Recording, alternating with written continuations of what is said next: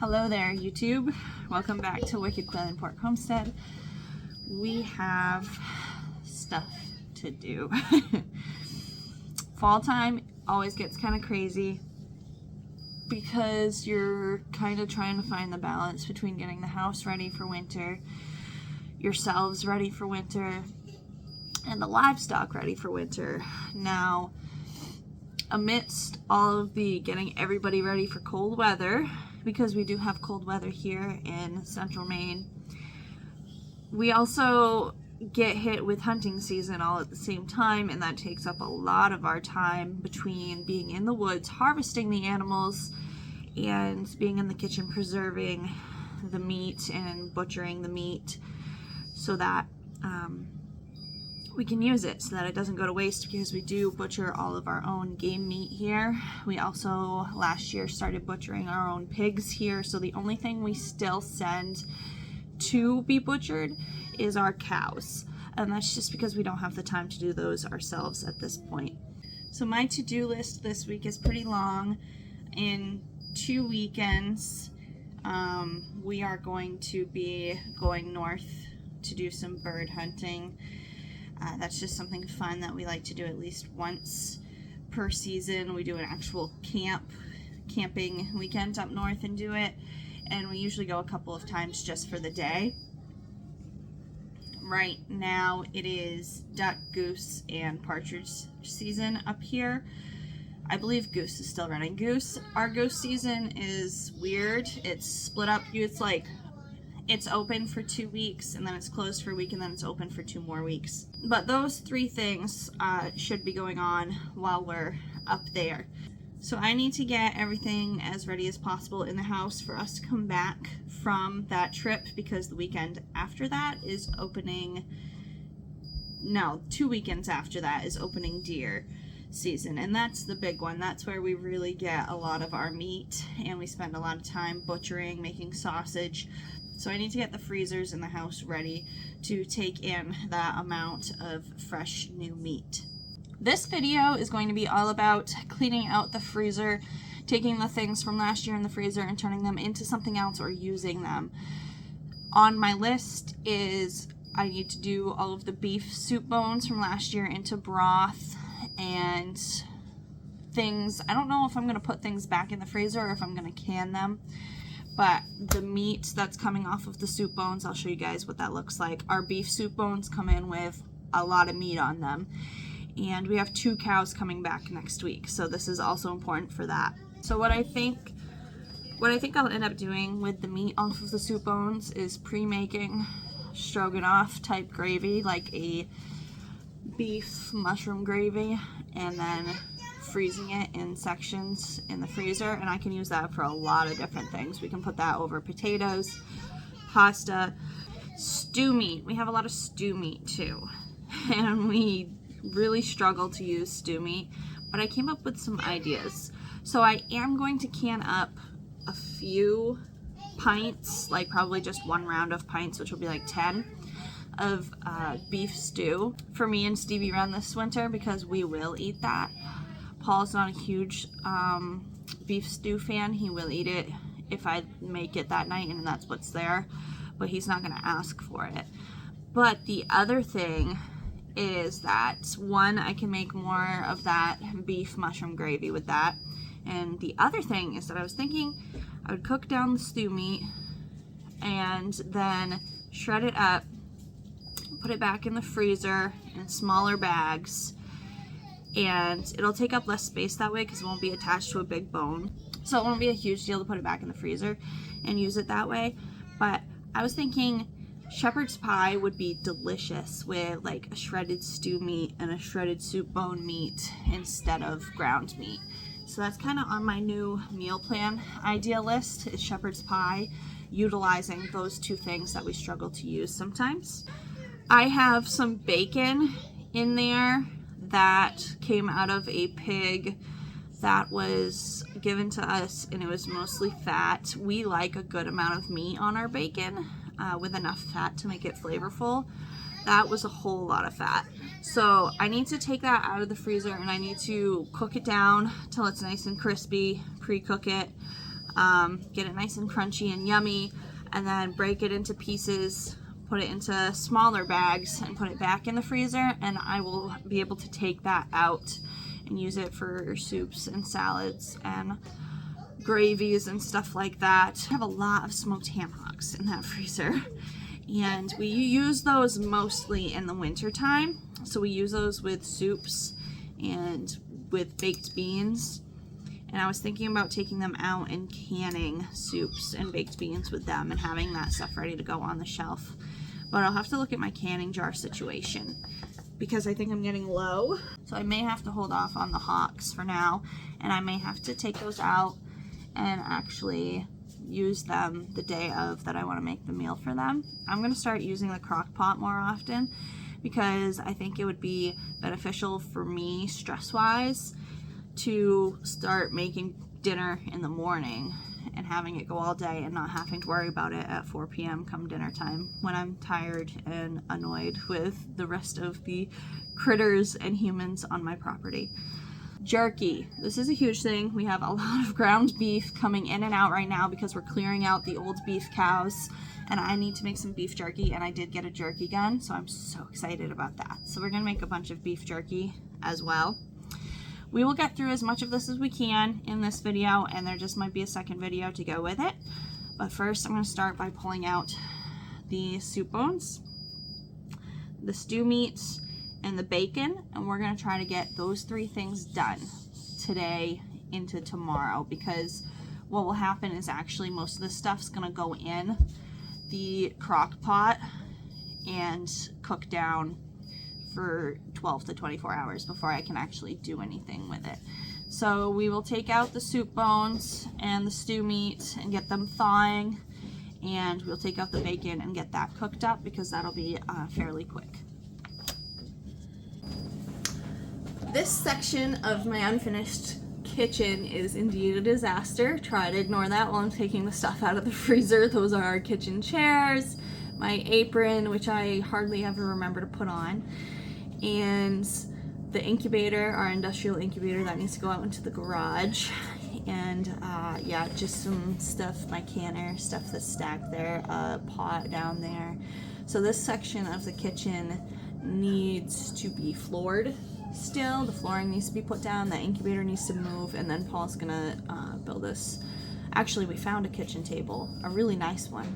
So we're gonna do that this weekend, get this all cleaned up, get the kitchen table in here, and get the kitchen a little more put together before holiday season. For now, just try to act like it's not there.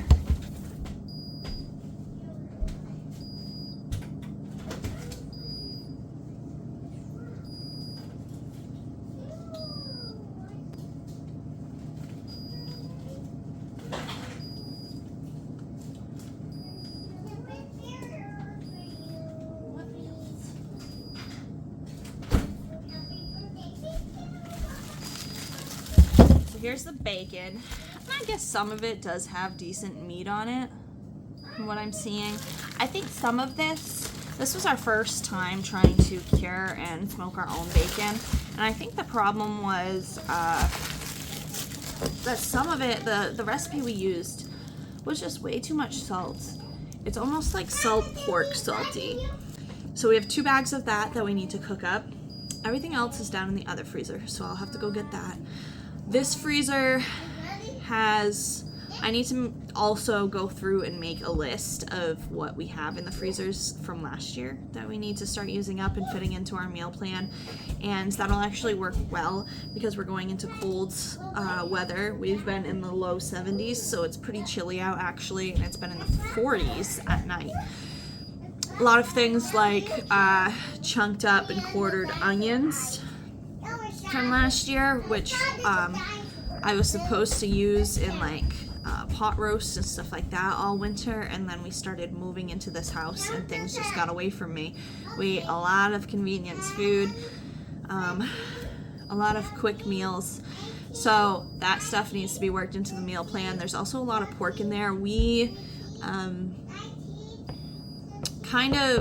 had a couple of pigs that we traded for, and we raised them for the last few months of their life, and for whatever reason they weren't super tender, and the meat doesn't have like phenomenal flavor.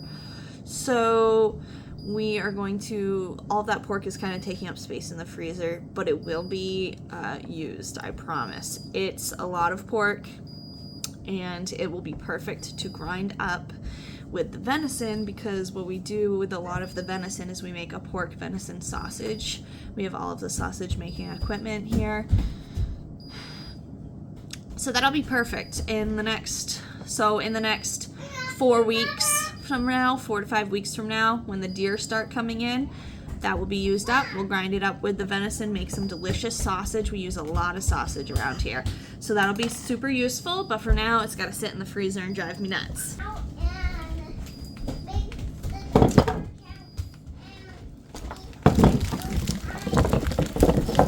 That's only like a third of it. Oh, hang on, I'll be back. I got more. So I actually don't have a whole lot of soup bones right now, which is great. That's just one, less thing I have to do. I think I can actually put the stew meat in the crock pot with the soup bones, which is fantastic. So I don't have to use that twice. I don't have to wait until tomorrow to do the stew meat. So I have 3 soup bones, and this is what I'm talking about. So that's the bone, and this is all the meat. If you're getting beef butchered and you're skipping the soup bones and having it ground, that's what you're missing out on. It's fantastic. It makes a wonderful beef broth for canning and putting on your pantry shelf. And the meat makes a great dinner. But we do have 1, 2, 3, 4, 5, 6, 7, 8, 9 pounds of stew meat. So we are gonna get that worked in. Okay, so I have you guys pointed down here so you can kind of see what I'm doing. These have thawed enough to put them all in here. Hopefully all of them will fit in here.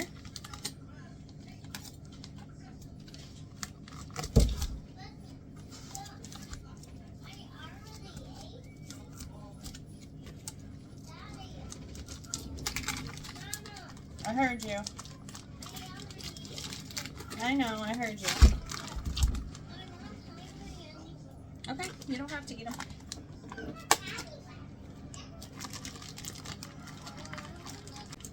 Now, if I was the type of person that was good at keeping track of kitchen shears and scissors, then I would have a lot easier time opening these. But I'm not that type of person. I lose things all the time, anything and everything. So here we are, making do.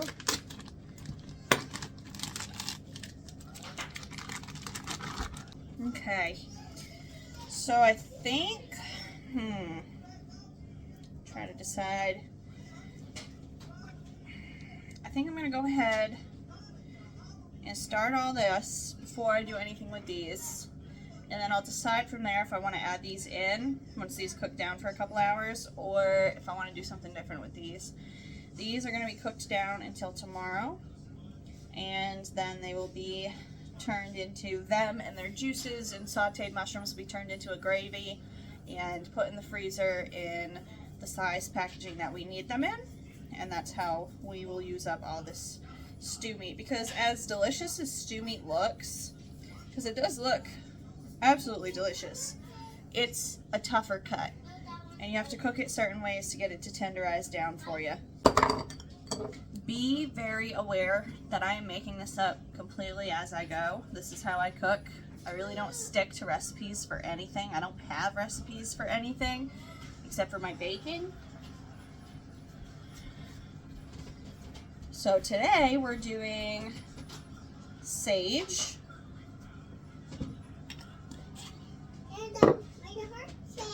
All right, thank you. Do you want water? You want some water? I just want a little bit more apple juice. More apple juice? Yeah. Okay. And we're doing garlic powder. Apple juice. This is the homemade celery salt that I made this year.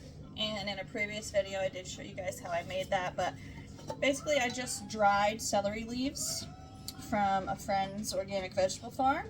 dehydrated them, and then blended them up with pink Himalayan salt with my old coffee grinder is what I used. Coffee grinders work splendid for grinding up herbs and salts together, by the way. Chili powder. I think chili powder adds phenomenal flavor to anything. Same with paprika. I kind of add them both into everything just for the heck of it. Do a little bit of salt. We're going to taste this before we turn it into a gravy and see what else I want to put in it before I make it into the gravy that I want. And of course we'll season the mushrooms too when we saute them. About halfway with water, and put the cover on. I'm going to put it on low, put it on my counter, and leave it alone, and I'll come back and I'll show you guys what it looks like tomorrow. This bacon's going to take a while. I'm going to be here for a minute. I have a pie plate to put it into as it comes off the stove, and so would it be quicker to do this in the oven? Yes. Nobody in this house enjoys oven cooked bacon. We do not like it. We like our bacon cooked in a pan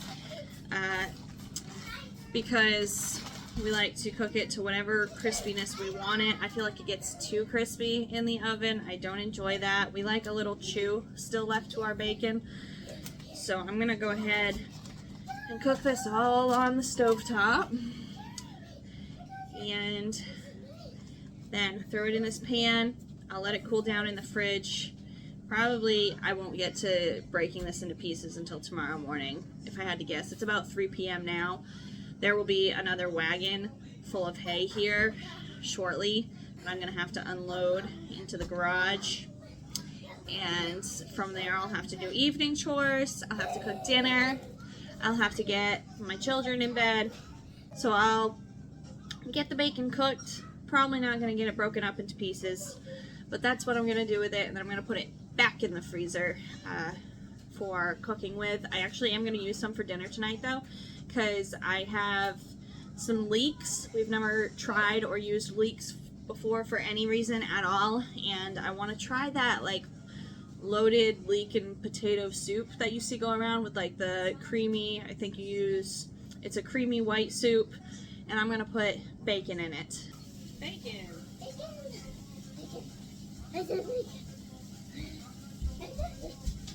Side note on the stew meat that we just put in the crock pot. You could definitely brown that, saute it, and brown it first for more flavor. I am doing everything the quick and lazy way, except for the bacon, because this stuff just needs to get done. We are very busy right now. We're trying to get hay up. We're trying to get livestock settled for winter. We have sows due at any time. We need pig fencing to go up so that breeding boars can be separated for December, and hunting season is coming all at once. So I just put it in the crock pot and it'll still taste fine. Okay, so super not appetizing, but this is what it looks like 2 days later because I didn't get to it yesterday. See how it's falling apart? So what I'm going to do is I'm going to add a thickener to this and make it into a gravy, and then I'm going to put it in freezer bags, I think, but I'll show you guys when we get there. First, let's thicken it up and taste it to see what else I think it needs in here. I think I'm going to put some red wine vinegar in here too, actually, before I thicken it. Okay, so I'm just going to guess on this and then give it a taste.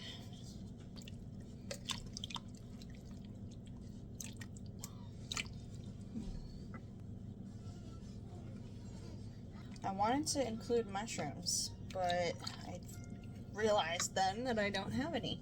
So we're going to have to put this up as just a, that's good. And it's perfectly seasoned, actually. Very good flavor. I'm happy with that. I'm just gonna put this up as a beef gravy with the chunks of beef in it, and then if I want to add mushrooms to it that night, I can saute up the mushrooms while this is thawing and add them to it.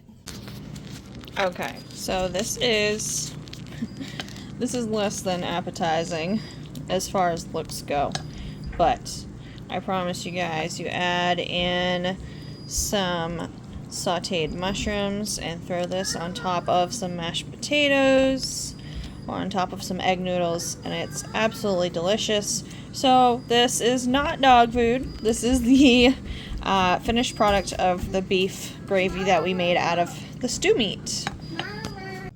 Hey guys, I realized that I never made an ending to this video.